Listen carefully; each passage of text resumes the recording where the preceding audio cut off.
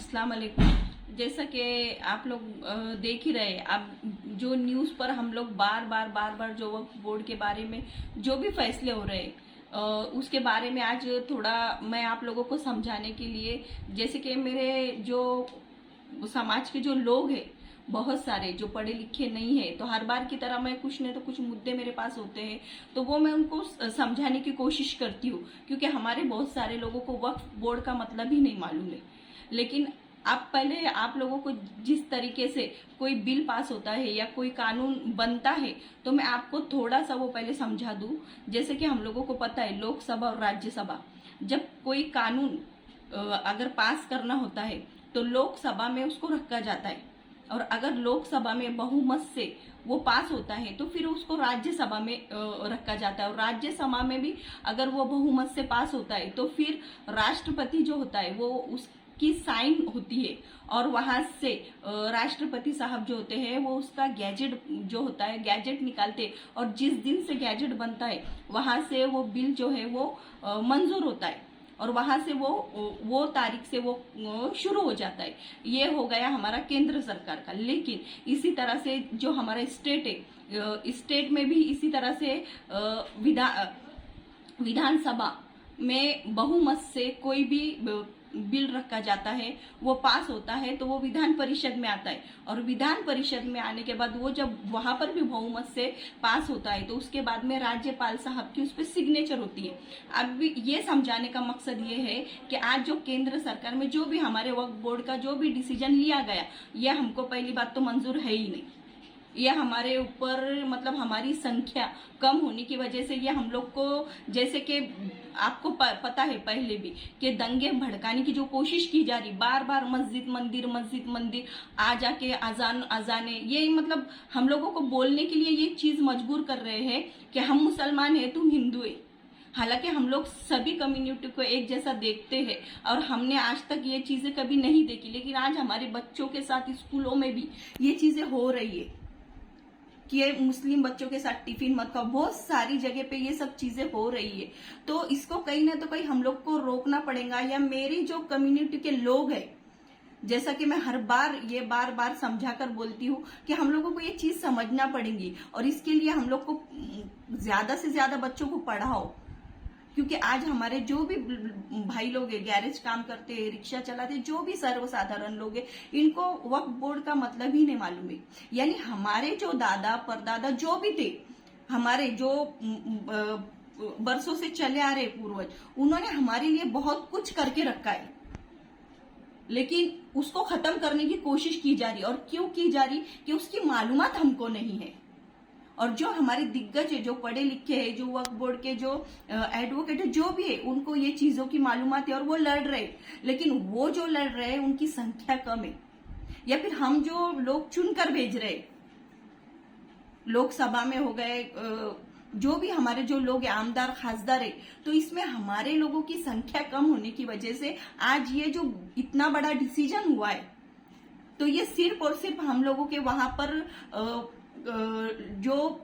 आमदार है या खासदार है वो कम संख्या में होने की वजह से इतना बड़ा फैसला हमारे ऊपर थोपा गया है। इसलिए थोपा गया है कि जब भी हमारा कोई लोकसभा में अगर चुनकर जाता तो उसको ये राइट होता है कि वो उसके खिलाफ में वहां बोल सकता, क्योंकि हम आम जनता वहां पर जाकर नहीं बोल सकती।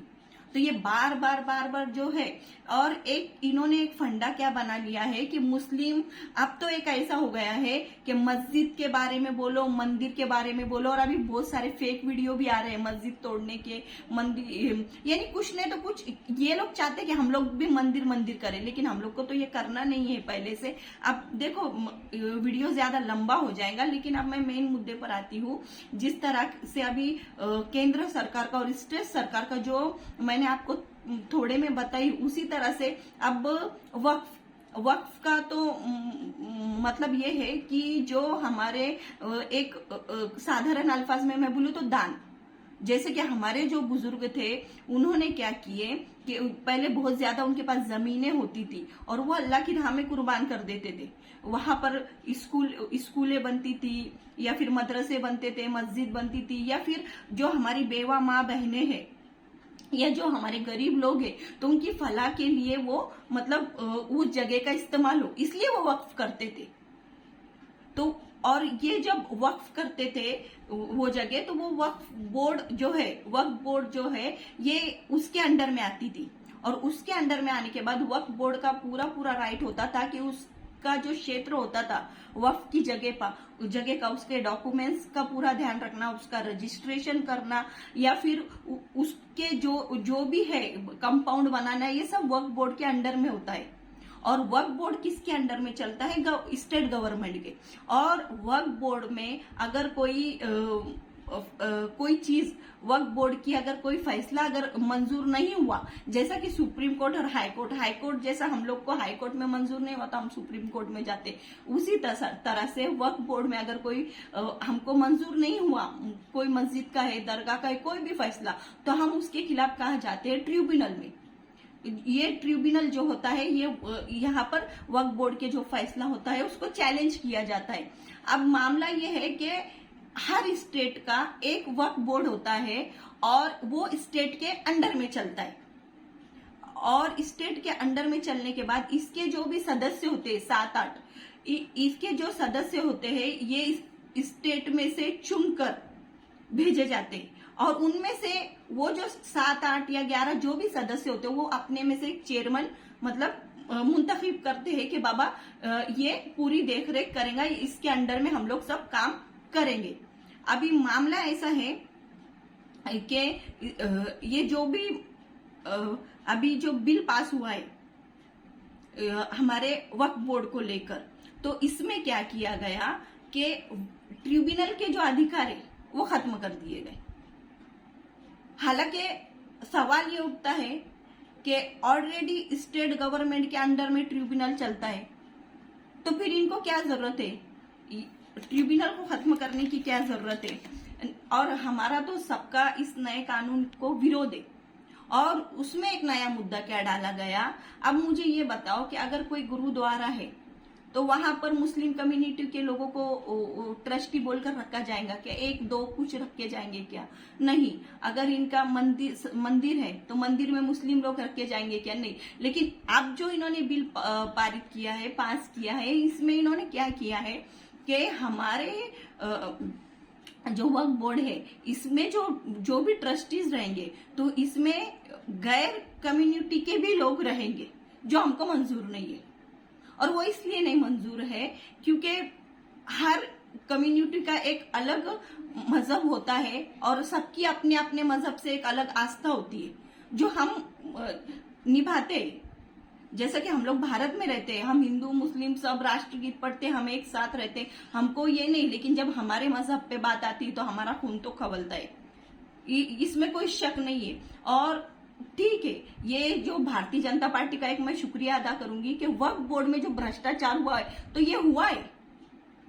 ये आपने एकदम सही मुद्दा उठाया है। इसमें वक्फ बोर्ड में जो भ्रष्टाचार हुआ है कई हजारों करोड़ों, यानी इसमें बहुत सारे गरीबों का नुकसान हुआ है। और जो हमारे में से कुछ ऐसे मुस्लिम हैं जो अमीर अभी लाल लखपति बनकर बैठे, इन्होंने कौड़ियों की दाम में वक्फ की जगह बेचकर और अपने घर भरे। तो ऐसे लोगों पर भारतीय जनता पार्टी ने फौजदारी गुना दाखिल करना था, हम उनका समर्थन करते, लेकिन ये ट्रिब्यूनल का ही इन्होंने अधिकार खत्म कर दिया। तो इसका मतलब हम क्या समझे? प्लस अभी जो लोग शिंदे गट में या अजीत गट में जो गए, इन्होंने अजीत गट और शिंदे गट इन्होंने विरोध ये समर्थन किया इस बिल को। और इसमें हमारे जो कौम के लोग हैं उनसे मेरी हाथ जोड़ के गुजारिश है, वो बुरखे वाली मेरी बहनें हो या टोपी वाले मेरे भाई लोग हैं, कि ऐसे पक्ष में रहने से भला है कि आप लोग राजीनामा दो और घर पर बैठो। कोई जरूरत नहीं, जो हमारे कौम के लिए, हमारी फलाह बहबूद के लिए ऐसी मतलब ऐसे पक्ष में रहकर कोई फायदा नहीं है। अभी बात आती है, मैं भी तो उद्धव साहब के गट में हूँ, उद्धव बाला साहब गट में, लेकिन इस बार जो हुआ है, इस बार इन्होंने पूरा इस बिल के विरोध में, यानी मुसलमानों को समर्थन इन्होंने किया है। इनका मैं बहुत बहुत शुक्रिया अदा करती हूँ कि ये हमारे लिए खड़े, और ये इसलिए खड़े कि इनको वक्फ बोर्ड का मतलब पता है। मुझे ऐसा लगता है भारतीय जनता पार्टी को ये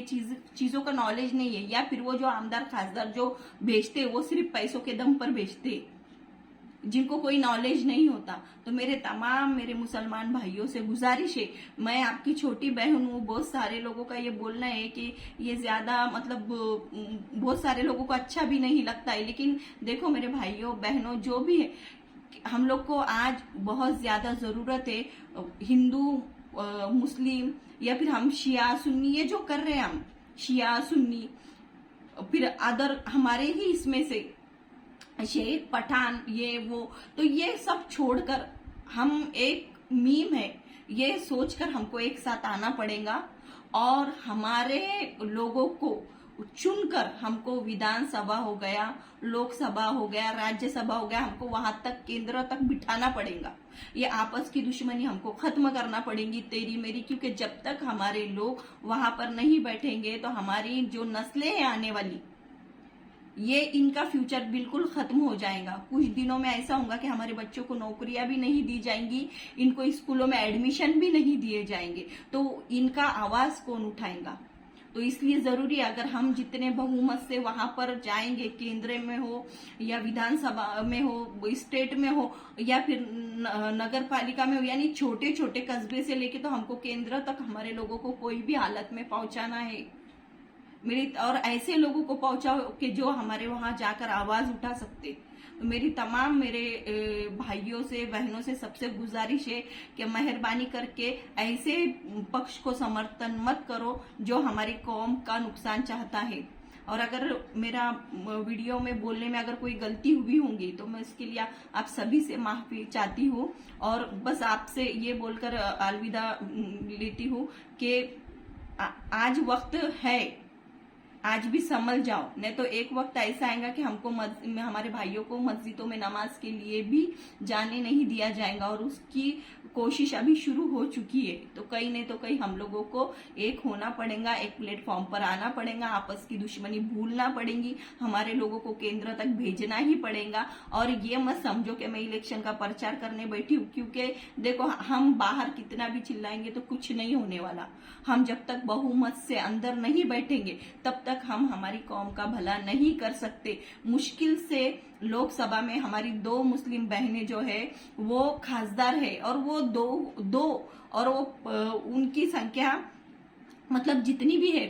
500 या जो भी है, मुझे लगता 542 है, उसमें सिर्फ 2 है, तो आप समझो 2 कहाँ तक पूरेंगे उनको। इसलिए मेरे तमाम फिर से मैं यही गुजारिश करूंगी, एक प्लेटफॉर्म पर आए और सभी दुश्मनियों को खत्म करके, आज भी हमारे पास वक्त है, और हमारे कौम के ऐसे गद्दार जिन्होंने वक्फ की जो जगह है जो कौड़ियों के दामों में बेची है, तो इन पर मैं भारतीय जनता पार्टी से रिक्वेस्ट करूंगी कि इन पर जो कार्रवाई करते आती है आपको करो, हमारा आपको इसके लिए फुल समर्थन है, और इनको फौजदारी गुना दाखिल करो आप और इनको अंदर डालो। जय हिंद, जय महाराष्ट्र।